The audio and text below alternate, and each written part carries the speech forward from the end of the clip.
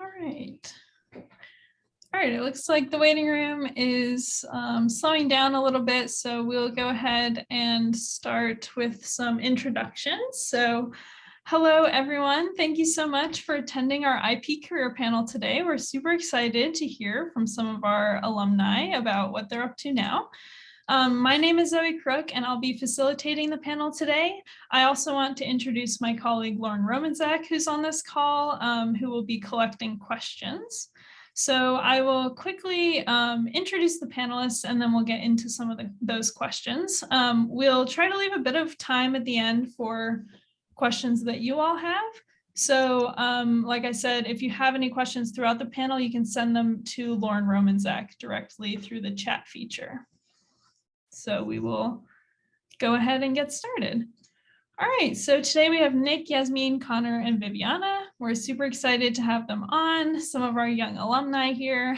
So I'm just gonna get started and introduce them with little bios. So first up is Nick, who studied abroad in London during the summer of 2012 when the Olympics were happening.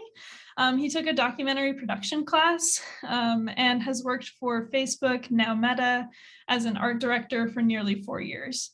He did the first 3 years in San Francisco, but then became fully remote and moved to Atlanta. He plans to quit soon and freelance in illustration and animation, but don't tell his boss. Next is Yasmine, who studied abroad in Valencia, Spain in the spring semester of 2017, her sophomore year. After graduating from FSU 3 years ago, she moved to Atlanta, Georgia, where she now works for Ernst & Young as a senior technology consultant, specializing in implementing the ServiceNow tool for clients all over the nation. Next up, we have Connor. Connor Barniskis attended the Florida State University between 2011 and 2015. During his freshman year, Connor participated in the first year abroad program studying in Florence, Italy, and London, England. After graduating, Connor worked in the field of international education as a program assistant in Italy, and then upon returning to the US as an international student recruiter. In 2017, Connor pursued a master's degree in strategic studies from Johns Hopkins University School of Advanced International Studies, and upon graduating in 2019, worked for the Department of Defense.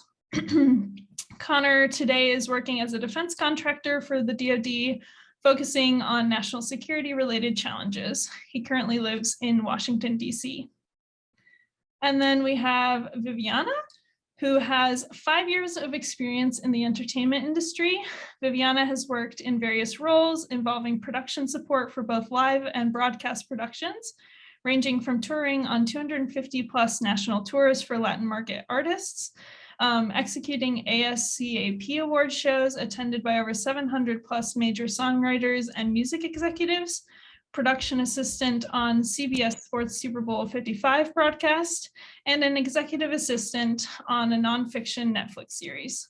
She received her dual degree in media communications and international relations at FSU and studied abroad at the FSU London Study Center. Viviana is currently a production assistant at National Geographic Studios in Washington, DC. So with that, we'll jump into our first question. So we're super excited to dive into this today. And the first question I want to pose to everyone. So you all have very interesting and diverse roles. So I want to hear a little bit from each of you what led you to your current roles and what you like most about your field of work. And we'll get started just in the order that I introduced you. So Nick, you're up. Yeah, sure. So yeah, so I'm at Facebook or Meta. I'm an art director, which can mean like a lot of things depending where you're at. But basically, like my job is like you can run ads on Facebook, which is why all those like annoying ads appear on your newsfeed and on Instagram and stuff. But the tools that we create to help you like manage and create those ads are super confusing. Like no one knows how to use them. And so I create like illustrations and animations and videos that help like explain how to use those tools. But so I was a documentary film major when I was at FSU. But then my junior and senior year, I was in a startup company doing like illustration, animation, and marketing and stuff. And that was super fun because it included like my video skills, but also like lots of other things. So when I graduated, I went to work at an ad agency doing illustration instead of like making a documentary. And then it's just been like startups and agencies and freelancing ever since. And so I'd say my field is like tech illustration. And it's really interesting when it bleeds into like product design, because the biggest challenge is figuring out how to make these like big, ugly tools delightful and relatable. And also, you know, big tech is going largely like fully remote, which means you can travel around if you want to, you just can't tell anybody or the government. So that's what I do. Wonderful. Next, we'll hear from Yasmine. Hey, everyone. So I work for a big consulting and accounting firm called Ernst & Young, where I am a technology consultant, wherein I implement risk and compliance applications. So I always knew I wanted to go into kind of the technology industry, but I don't have a strong technical background. So I went to Seminole Futures, the career fair, talked to a lot of consulting firms, and got my foot in the door with IT auditing when I first started my career. It's not a very strong technical role. And so from there, I just made it clear that I was open to opportunities on different kind of projects available in the technology consulting practice at EY. Was able to get into a consulting project a year in, and from there just learned, got different certifications, and was able to transfer over to the technology consulting practice. So my big thing of getting into my field of work was just being available to learn new things and open to new opportunities. Awesome, love that. Next, we'll hear from Connor. Yeah, thank you. So broadly, I kind of started just in my current career because I had a large interest in just international affairs in general. When I went to Florida State for about 2 years there, I was one of those people who didn't know what my major was. I was kind of bouncing around. I studied abroad because you know, I was interested in the history of Italy, and I always wanted to do it, but you know, I kind of had a lack of direction. So after a couple years at FSU and some of the classes I took while I was in Florence have inspired me to kind of pursue the political science track. I kind of fell into my career working in international education afterwards. You know, it wasn't something I was disinterested in, but it just kind of happened that way. But I always wanted things to move more in the direction of, you know, working for the government, specifically like State Department, that kind of stuff. I discovered that, you know, if I wanted to be competitive at in DC, getting a master's degree was important. And so I picked strategic studies, but also had to focus in international economics as well. So again, like always kind of that international venue there. And then, you know, as kind of time went on, I've worked in a couple different government jobs. You know, my advice to people, if this is something you're interested in doing, apply early and apply often, because generally this is a very long process. So similar to Nick, don't tell my boss, but the current job I'm in is just a placeholder until I get the actual job I want. So I'm currently on hold for that. Like most people you'll find in DC who are working for the government, you know, a lot of us are bouncing around. So yep, I think that kind of sums it up. Just generally international education kind of made me want to work for the government in, you know, international affairs related venues. So yeah. Great, and last but not least, we have Viv.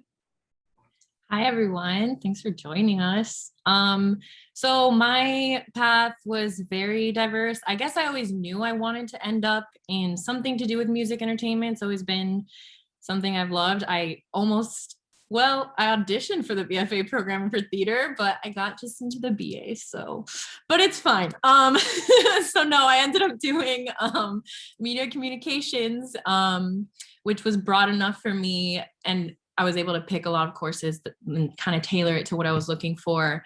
And I ended up coming in with a lot of credits just from AP classes and stuff from freshman year, which allowed me to study abroad. And I did it my spring semester in freshman year. And from there, just beyond the fact that it, you know, it helped me become friends with my like lifelong friends from freshman year onwards, but it also just opened up the world to me. So I was able to like do theater classes in London and all this other stuff that I was really interested in. But yeah, and then from there, I graduated in 2016, and I ended up, because I had some event experience, I ended up doing concert touring for a few years. And then that led, really, entertainment industry is all about your connections. So one thing leads to another. And I ended up in award shows. And then from there, I ended up at a theater in Fort Lauderdale. And that was really great. And we were about to do Hamilton. I was about to do production for Hamilton that was on tour. And then the pandemic hit and I cried. But, and then from there, you're flexible. So I pivoted a little bit to live broadcast and TV stuff. So I had a mentor that was able to get me in at the Super Bowl in Tampa. So that was really cool. And really and then from there, I ended up in Atlanta doing a Netflix docuseries for a little bit. And really it was all just, gig after gig. You kind of find where you end up. You're really flexible. And then because it was a docuseries that was with Netflix, it gave me that kind of unscripted experience that they wanted at Nat Geo. So I ended up at Nat Geo Studios, which, the studying abroad and having world perspectives, it kind of blends with the brand. So that helps as well. And so now I'm here, and it's I don't know, I think entertainment industry is fun. It's constant learning, and you never really know where you're going to end up. Wonderful. I love that so much. Kind of going off that a little bit, I have another question for Viv. What life skills did you gain from studying abroad that you find yourself using in your work life? I would most definitely have to say adaptability. That has to be one of the biggest assets. It doesn't matter if you're, starting a new job or entering a new city. I think it's just studying abroad also gave me kind of the self-confidence to be comfortable in a new experience and get acclimated to a new experience quickly, which obviously translates to my many different jobs doing different things. And that helps a lot. I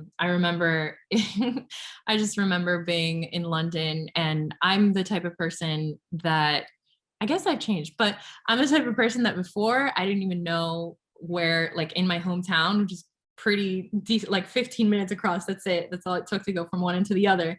I could not tell you which way anything was. Where was the Publix? No clue. But then in London, my parents were shocked and appalled when they could find out that I could navigate all of the tube system and take them to different spots. And it was just a totally different experience. And I think just being comfortable with being uncomfortable would be a great way. It's a great skill to have. And I think that translates a lot to a lot of different jobs, no matter what you're doing. So yeah.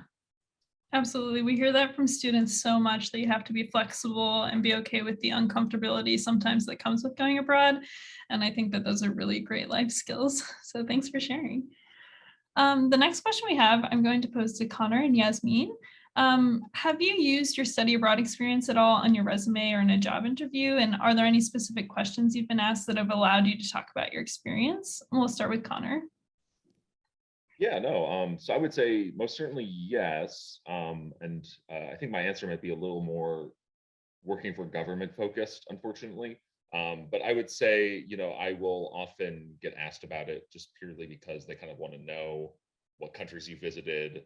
And that's something that I think pay attention to, is that, if you're ever thinking about working for the government or doing anything like that, just, maybe keep a list of all the countries you visited. It's not really a big deal, but it's good to kind of keep in mind. And then, on a personal note, then you'll be able to remember all the cool places you've traveled to. I would say, and this is maybe a little too much in the weeds, but it's something to pay attention to, and where you study abroad. A lot of places, specifically the government, they are interested in people who have a lot of diverse experience working in places and living in places that most people probably haven't traveled to. I'm not counting myself among that.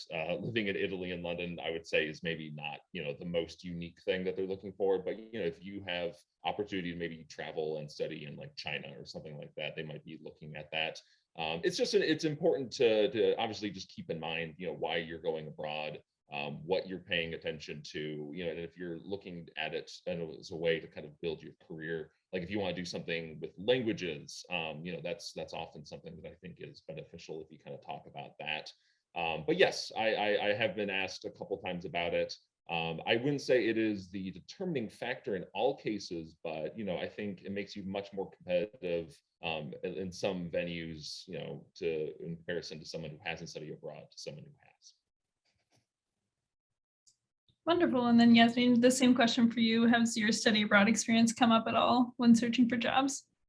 Yeah, and all my interviews, they've asked, well, back when I interviewed in college for jobs when I graduate, they all asked about my study abroad experience. And a big reason why I said yes to my offer from EY was because the whole interview ended up being more of a conversation just about the benefits of studying abroad and what that experience looked like, which was a great to not feel like you're being in an interview that way. And turned out that the interviewer had just done a work position abroad for 6 months. So he was also just very passionate about the benefits you can get from having time abroad. And for me, I had specifically taken business classes in Valencia. And so I got to learn about differences of how people deal with business in different countries and how it's going to be a little bit different everywhere. And experiences like that just really helped me get a better idea of how what I would look for in a job afterwards. I got to take public speaking classes, and that definitely helped me for my current job. And I got to explain that in my interview. And so I just found it very interesting how in all my interviews, they definitely were interested in my study abroad experience. Yeah, I love to hear that because we tell students that all the time, but it's nice to hear that that does actually happen sometimes. So yeah, that's awesome. Okay, next question I have, we'll jump back to Connor. Did you know what you were interested in pursuing as a career prior to studying abroad, or did that influence your career path at all? Yeah, no, I mean, I touched on this a little bit in the beginning. I would say that, when I went from high school to college, I was interested in a couple things. I liked writing. I did theater in high school. And that was basically the extent of my focus. I liked history. I liked studying about the government, etc. But when I was in Florence, we had some fascinating professors there who really kind of shaped and molded me to kind of be a lot more open-minded and interested. I took a comparative government class there that focused on like the European Union, learning about kind of how that was, this big bureaucracy was founded, etc. And a lot of the professors that they had at Florence, they were Italians. They were people with a diverse experience and very different perspectives on the world. Oftentimes, they would challenge and engage with us on a lot of different topics that as Americans, a lot of us were kind of ingrained and kind of believed wholeheartedly. And he challenged a lot of that. It made us kind of think about it. I mean, I'll admit it. I didn't agree with him most of the time, but he came at it from such a different perspective that it really kind of helped me expand my viewpoint. And then kind of as I said before, I was kind of a little aimless when I got back to FSU. But as time went on, I kept kind of thinking and ruminating about that. Took some other classes in the political science vein, and as time went on, I really got to experience that. I'll do a plug for FSU. It's a great political science department. It's not large, but they have some incredible teachers there. And it seems like they are still there as well. So it's good they've been able to retain that. So yeah, no, overall, I think it kind of studying abroad laid the groundwork for kind of where I am today and what I was interested in. It kind of shaped aimless directions that I had towards something a little more productive. Wonderful, love that. So shifting a little bit, we want to hear from Nick and Viviana. So we know that you both work for like well-known organizations. So when applying to these sort of well-known jobs or companies or competitive cities, do you feel that studying abroad helped you stand apart at all? Was it viewed as interesting or unique? And we'll start with Nick. Yeah, I mean, graduating, I didn't have much to put on my resume, and so I was looking for like anything and everything to like fill it out. So I definitely put it on there. And I don't recall like explicitly talking about it in the first interview I had for the job that I got. So I can't say for sure if it did or not. But nowadays I do a lot of interviewing for Facebook. I'm a part of like a ton of interview loops for designers and whatnot. And, you know, I can assure you that like half of the interview is definitely like resume and like what you've done and where you've been and whatnot. But the other half, at least for like big tech, which like I've realized is just like, it's just a collection of like super normal people. You know, the other half is like, do I want this person to be in my life? Like, do I want to go to work with them every day? And do I want to go to happy hours together and talk about like our weekends during lunch? And I think the only way to like really ace that is to like experience things and have unique perspectives and be empathetic. And I think studying abroad checks all those boxes and will give you those experiences. So in like a roundabout way, I think it does play a big part in like making you stand out. I 100% agree with that statement. I would say, yeah, it wasn't anything particular where it was like, oh, you study abroad, this is great for like a literal translation. Although, you know, being able to go travel wherever is very convenient, especially as a tour manager. So at least at that point, yes, it was convenient. They definitely were like, okay, great, she can just pop in anywhere. But I think the most important thing in my experience has been the massive like Ipi Alumni Network that everybody has, being a part of Ipi. I think I do remember an interview actually where my boss's, I got the job, but the potential boss's daughter was at FSU and was considering studying abroad. So I like randomly did my Ipi pitch like really quickly. I was like, oh yeah, it was lovely studying abroad in London, highly recommend. But I mean, it also helps being familiar with the city.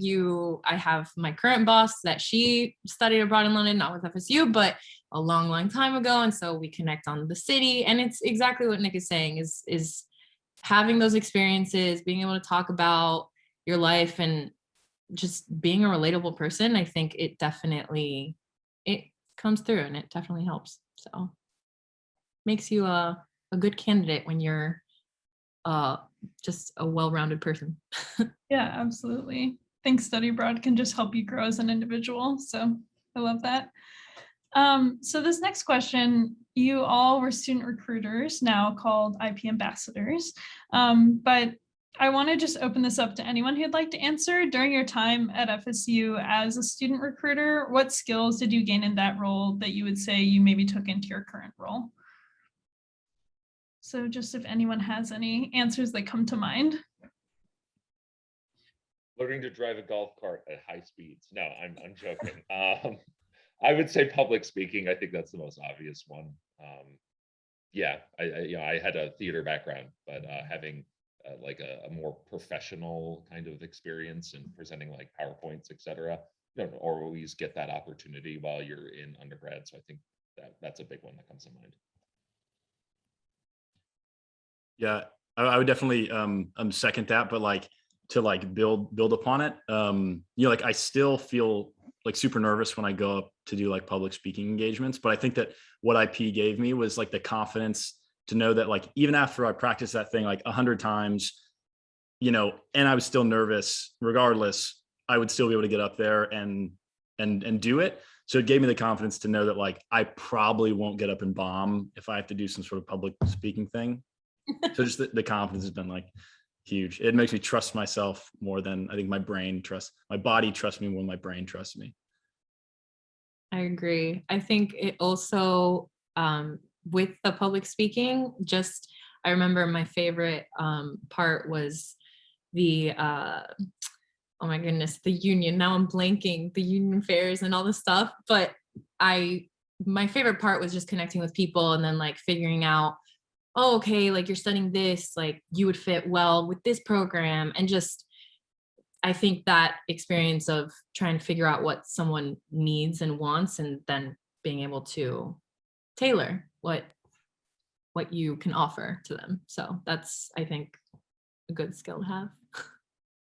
And I was always an introvert, definitely not an extrovert. And so having to go up to like random people to speak to them about study abroad options was definitely nerve-wracking for me. But that helped me prepare for business world where you're constantly expected to network. I hate doing it, but you have to. And so being a senior recruiter definitely prepared me for that.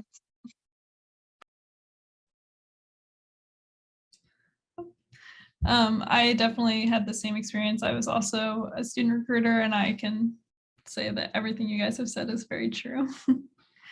So our next question is, I'll pose it to Nick and Yasmine, but what direction do you hope your career takes in the future? We'll start with Nick. Yeah, so like for the last 8 years or so, like I said, I've jumped around from like agency to startup to tech, whatever, and it's always been like focusing on other people's like ideas and companies and products. But I've got like so many of my own ideas that it can be really hard, but it can be really hard to make time for that kind of stuff after work. So I've saved up some money, and in a couple months I'll be leaving to focus mainly on like writing and illustrating like children's books and probably some like freelance stuff to pay the bills. Definitely going to travel around a bit and tap back into my study abroad roots, but just kind of get myself on a life track where I'm spending my days primarily like working on projects that I want to work on, and hopefully people will pay me money for that and it doesn't blow up in my face. Yeah, that's the plan. That's awesome. And what about you, Yasmine? I definitely see myself growing in the technology field. Hopefully become more technical, continue taking certifications, taking another one in an hour. So wish me luck. But from there, I have my eye on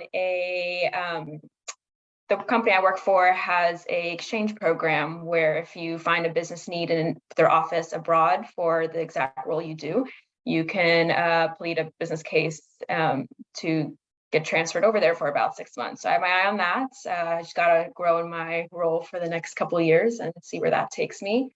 But definitely love to go back abroad and try working there.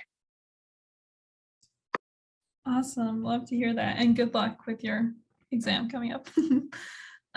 So the last question that we have for everyone is something that we try to ask a lot of our alumni when we engage with our alumni, and that is, what would you tell a student who's considering studying abroad? And I'd like to ask each of you, and we'll start with Viv. Do it. I would say studying abroad really changed my entire FSU experience. Obviously, I went earlier rather than later, but the friends that you make there are truly lifelong. They're my best friends to this day. I have had experiences, like life experiences and everything, that have helped just in my career growth, in my personal growth, in everything, in networking. And it really does kind of fuel your curiosity for the world and like the love for exploring and learning and trying new things. So I think that's just a few of the things that I think would, I don't know, I think it just helps, again, it helps be a well-rounded person, and yeah, it's a good experience to have. Absolutely. Next, we'll hear from Connor. Same question. Yeah, I'll foot stomp what Viv said. Obviously, do it. And also I'll call it what the let's call it like F to the second power. It's friends and food as well. So it is. And then Viv, you talked about this before as well. I mean, you meet lifelong friends. I did the FYA program, the first year abroad program. And obviously, I know people in this meeting are already, I believe, FSU students, so that's not really relevant. But I would say, if you're worried, like, oh, I'm going to leave a lot of my friends behind, are we still going to be friends? I wouldn't really worry about that. I think the people you meet abroad are obviously people you're going to connect with and have as lifelong friends now. I didn't feel like I missed anything in my freshman year. I met a lot of people who are still, a group of us that we're still in contact, and we're planning on doing a 10-year reunion this year as well. So, this is something that I think is incredibly important, at least on that front, and not something to worry about, like losing contact. And then obviously the food. I mean, hey, I studied abroad in Italy. Food's incredible. You travel for the food. I mean, enough said about that. That's awesome. Now I'm like hungry. It's like lunchtime and I want some like Italian food now. Next, we'll hear from Yasmine. What advice do you have for students considering studying abroad? My advice to you would just be open to the new experiences that may come when you're there, and just be open to immersing yourself in the culture. When I was there, there was a program where like different cafes and bars around the city of Valencia where you can go and meet locals so they can practice their English with you and you can practice your Spanish with them. So I would do it with the Spanish club there, and it helped me just meet new people who actually live in Valencia, practice my Spanish. I'd go to the market every day and try to speak Spanish with the vendors there. So just really find ways to immerse yourself in that culture, and not stay in a bubble, but be open to all the experiences that come from studying abroad. It's amazing. Wonderful, thank you. And then we'll hear from Nick.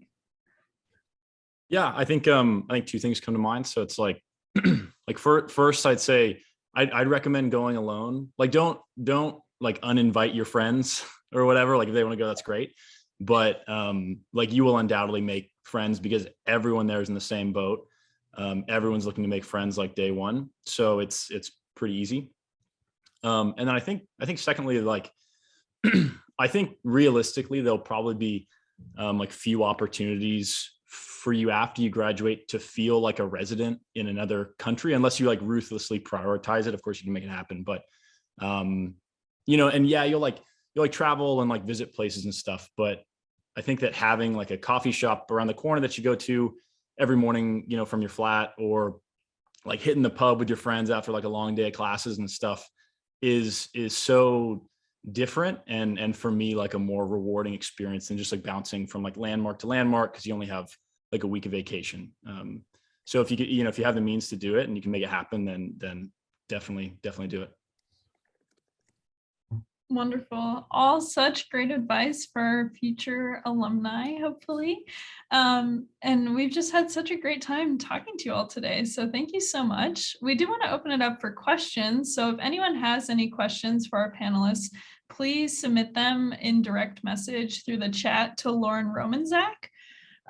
So we'll give people a few minutes to submit their questions. And in the meantime, I just want to go over a couple ways that you can stay connected and give back to international programs. So one way is that if you are an Ipi alumni on this call, we would love to get your memories and your photos from your time abroad. So please, if you have memories and photos, email them to us at ip-media@fsu.edu. We'd really love to see them and share them with our alumni and future alumni as well.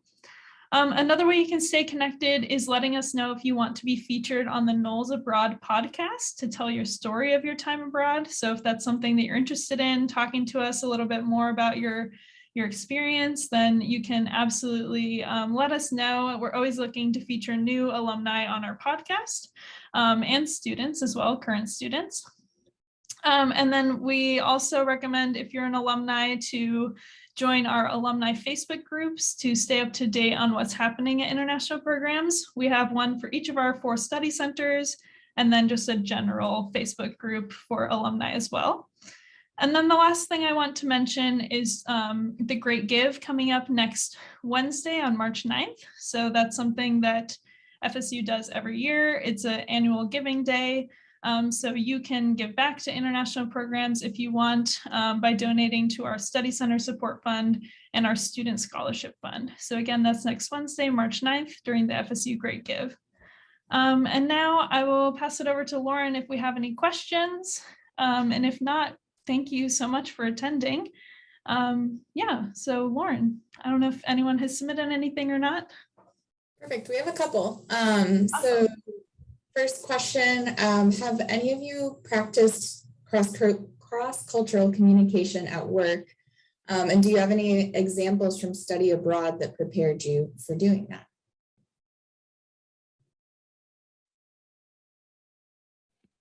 Yeah, I would say so. I mean, so I'll try to be, I think, a little broad here, and I kind of have to be. So when I work for the government, you know, a lot of people come in and out of our office. You know, we there's a lot of different people there.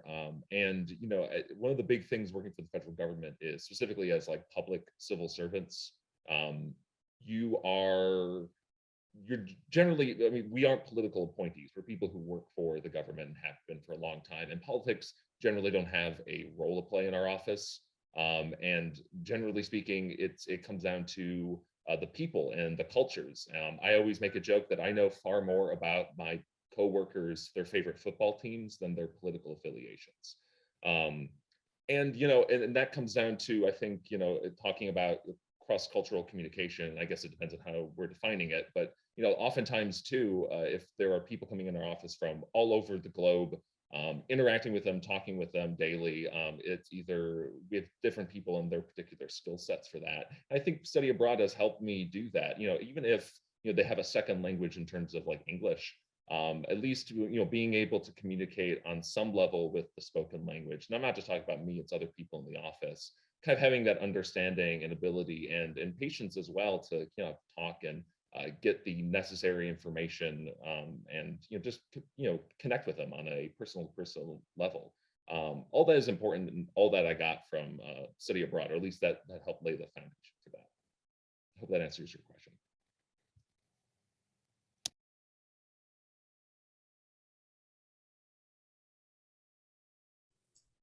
Wonderful. Are there any other questions, Lauren? Yeah, one more. Thank you, Connor. This one, so you all live in pretty big cities from what I gathered in your bios, or what we all gathered. This person has asked, how did living abroad prepare you to live in a big city?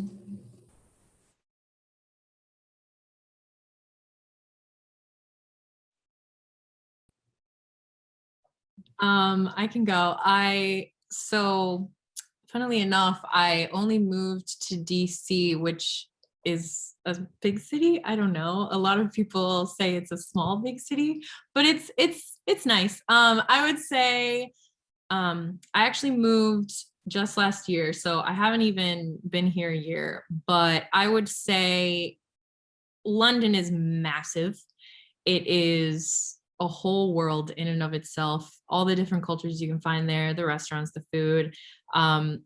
It's incredible. And I think because there's always something to do in a big city, you just become a more, I don't know, you get more interested in like different activities to try. You become a more open-minded person. You like, if you've never been to the theater, you go to a theater. If you've never been to a stand-up show, you go to a stand-up show. There's markets, there's just outdoor activities. There's so many different things you could do that I learned from being in London, that now you kind of try to look for those things in your city as well and become more of like a local. And I think it just makes you a more open-minded person.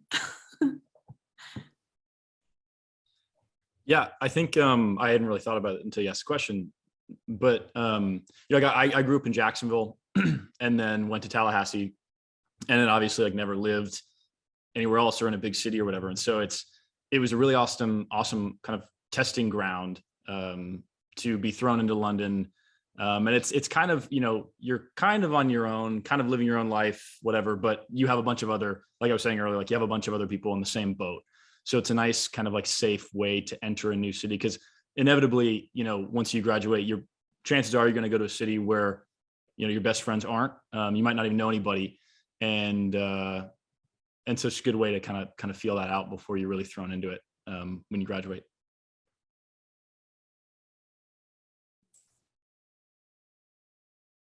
Awesome. Thank you. Lauren, are there any other questions? Yes, we have one more. I think this is a fun one to go out on. So what is your funniest or favorite memory from your study abroad experience?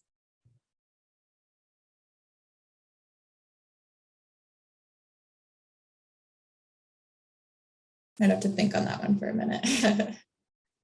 I immediately remembered one because there is picture evidence of this somewhere. But in London, we'd always have pizza nights. And I remember one night we we were able to take whatever was left over back to our flats, and we were climbing the little stairs up to our flat with these pizza boxes, and I don't know what happened, but this pizza fell straight, cheese face down on the floor, on the stairs. It kind of like slid down. It was just ugly. And someone took a picture, and as we're trying to clean it up, we look like scavenging raccoons. We're just like caught in the act of like, oh, this pizza on the ground. But yeah, I think that's a really funny one. And again, it's just, I don't know, it's a very specific memory, but London pizza nights hold a very special place in my heart. So that's one of them. Yeah.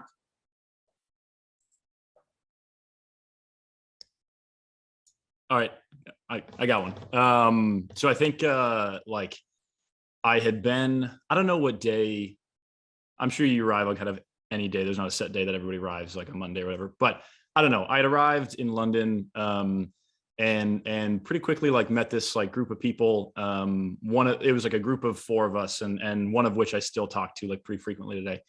I'd known them for like 3 days, like 3.5 days. And it was Thursday. And Thursday night we were hanging out, and one of them was like, yo, let's go to Edinburgh this weekend. And I had never, like, I didn't think, like, I was only in London for like a month. And I didn't really consider like traveling around, because I was like, there's so much to do in London, but I just met these people and they were so cool, and like I wanted to be cool. And so I was like, yeah, let's do it. You know, like I'm cool, I'm chill. And yeah, so like the 4 of us just like flew to Edinburgh and had a whole weekend there. And it was just a ton of fun.